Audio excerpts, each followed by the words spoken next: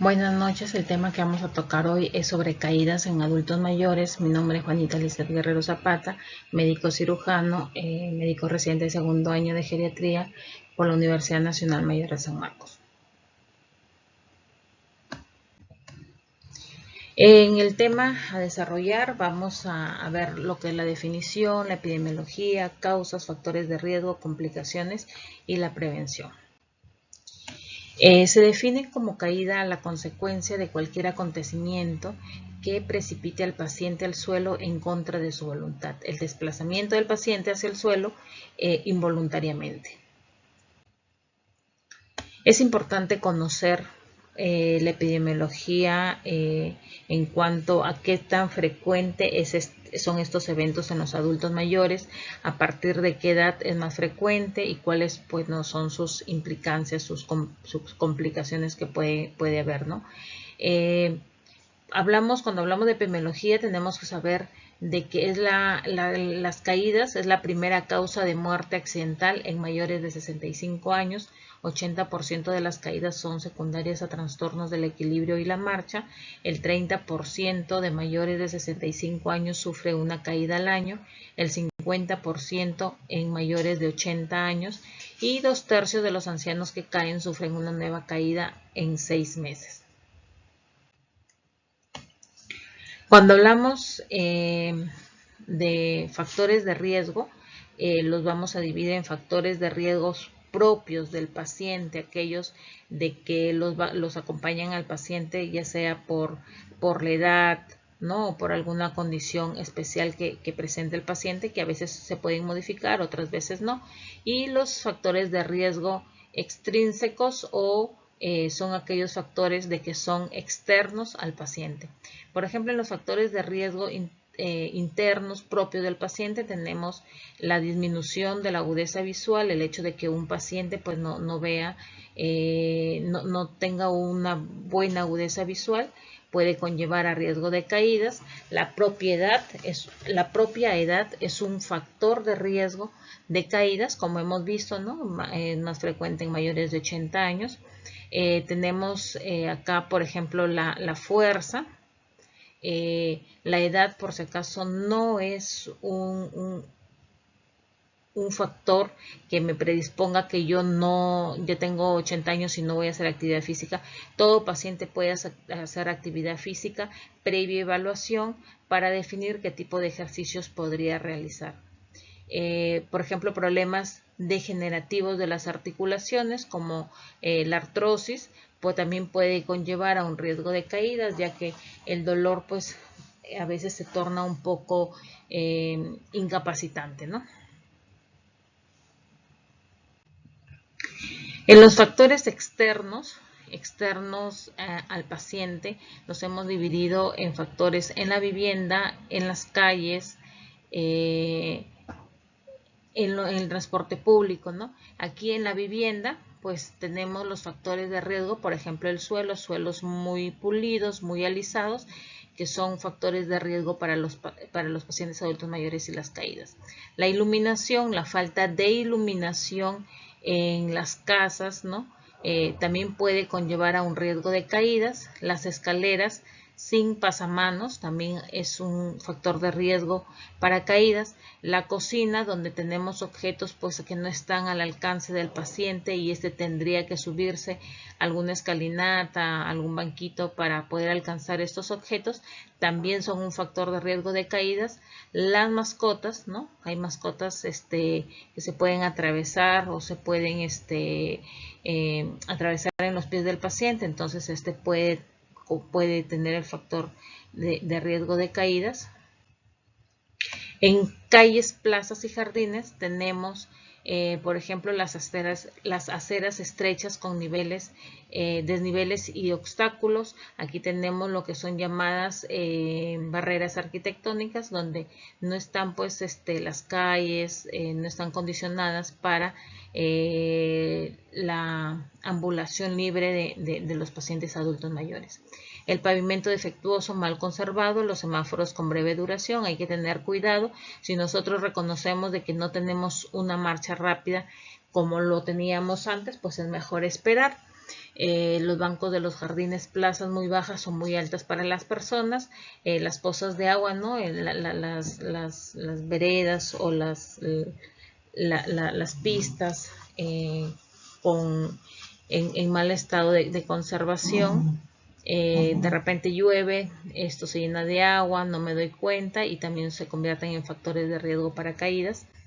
En los medios de transportes, también los escalones de acceso inadecuados, muy altos, en autobuses, metros, autos, trenes y avión, movimientos bruscos del vehículo y tiempos cortos para entrar y salir. A veces los choferes pues no tienen la paciencia suficiente de esperar que el paciente adulto mayor esté ubicado, ¿no? Para evitar estos riesgos. Factores que influyen en los riesgos de caídas, como hemos dicho, la presencia de mascotas, los calzados inadecuados, las inadecuadas distribuciones del mobiliario, la vestimenta inadecuada, la ingestión de bebidas alcohólicas, el no utilizar ayudas técnicas indicadas, por ejemplo, el bastón, los andadores, los lentes, ¿no? La ingesta de muchos medicamentos, la polifarmacia también es un factor de riesgo, los pacientes con caídas previas, como hablábamos en la epidemiología, ¿no? De que un paciente que se cae, también tiene la alta probabilidad de que en 6 meses vuelva a caer. ¿Dónde es más frecuente la caída, ¿no? En casa, el lugar donde es más frecuente la caída es el baño, y por varias situaciones, ¿no? Uno es el tipo de piso, la humedad y bueno, la no supervisión del familiar acompañante. ¿Cuáles son las consecuencias que nos puede traer las caídas?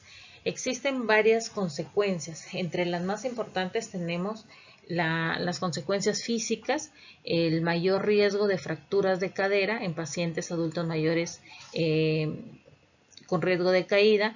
Las psicológicas, un paciente que se cae 2 veces, pues entra en depresión, no quiere volver a intentar caminar o tiene miedo a caminar por las múltiples caídas que presenta. Socioeconómicas también, ¿no? Un paciente de repente con fractura de cadera es un gasto que va a generar para el paciente, para los familiares, y bueno, la consecuencia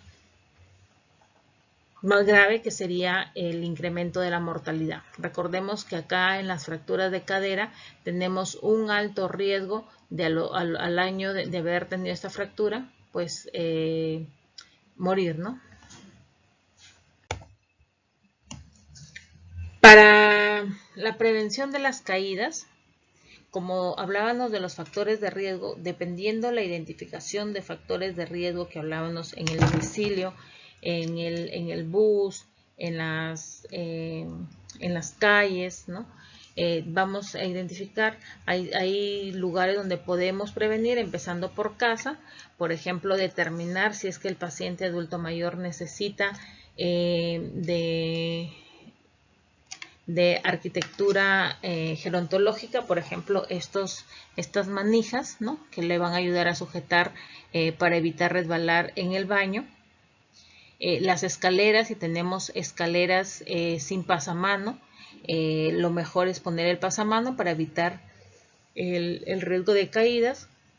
Si tenemos zonas poco iluminadas, también iluminarlas para que el paciente tenga menos riesgo de caídas. Los zapatos es muy importante, el calzado es muy importante en la disminución de riesgo de caídas y tiene algunas características, ¿no? El zapato tiene que ser amplio, el pie tiene que estar cómodo, tener una buena flexibilidad o base de soporte. Tiene que ser ancho en la parte de adelante, pero tiene que ajustar en la parte del tobillo para sentir algo más firme. Entonces tiene algunas características que hay que tener en cuenta, ¿no?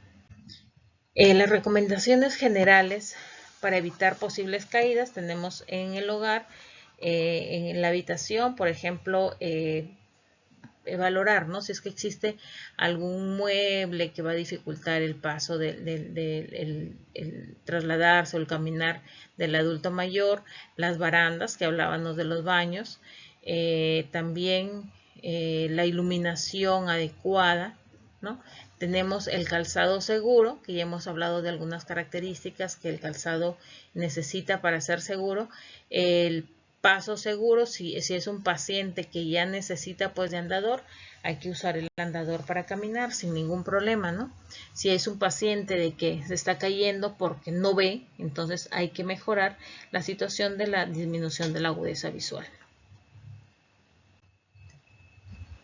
Entonces, no hay que tener temor, no hay que tener temor si a un paciente pues le indican no puede caminar, hay un deterioro funcional, no puede caminar y le indican un bastón o un caminador, hay que usarlo, ¿no? Porque como hemos visto, es peor el riesgo de caer y complicarme, ¿no? La principal complicación, como hablábamos, la fractura de cadera, se produce en adultos pues de que viven solos, se caen en la misma habitación, en el baño. Entonces, si ya me han indicado un bastón, pues utilizarlo, ¿no? Utilizarlo, no hay ningún problema en utilizarlo. El andador igual tiene algunas características en quién usar andador, en quién usar bastón, y eso pues se puede evaluar por consultorio externo con un médico especializado.